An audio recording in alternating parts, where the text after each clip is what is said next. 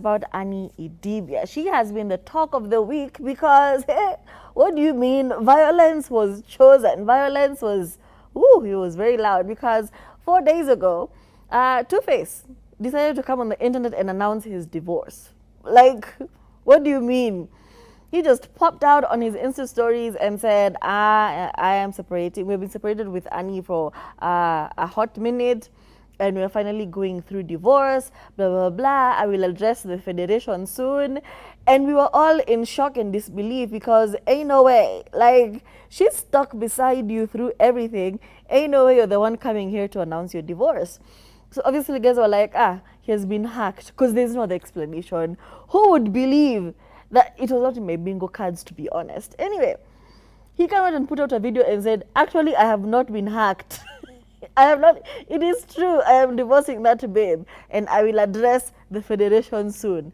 We're still waiting for the address, but with that story also came with resurfaced voice notes of Annie Idibia crashing out and talking about she will expose everything after Tubaba had allegedly left her for that banker babe and moved to America for a hot minute. So like, as in, homegirl is going through it. Imagine the public humiliation. Sometimes it's not even the fact that you're getting divorced.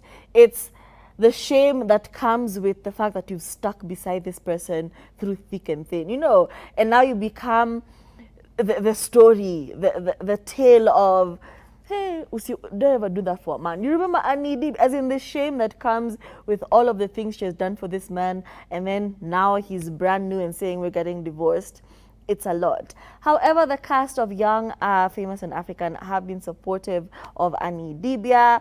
The one we didn't see coming was Zari posting up and saying, Africa loves you, baby girl. We also had Kanye Mbao come out, and she did not mince her words and said, Annie does not walk alone. So Two-Face, don't be out here pulling pranks and stunts like that. We also had Louis do a video with Annie and Shakib and posted and said they're in support of Annie Idibia, Akina Naked.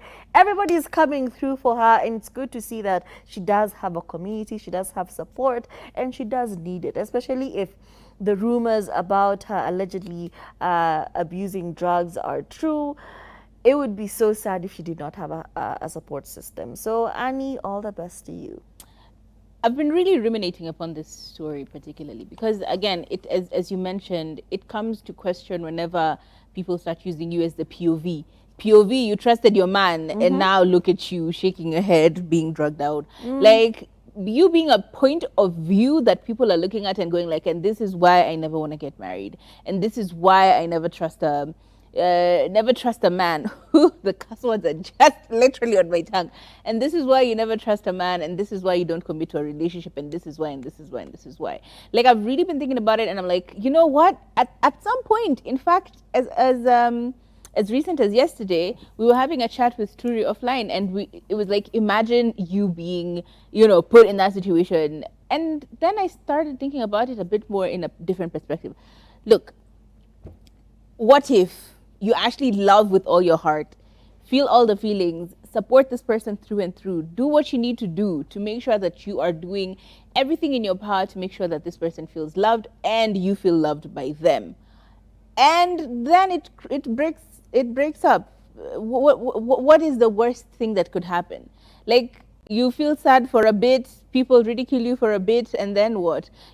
At least you got to love. At least you got to love someone unconditionally.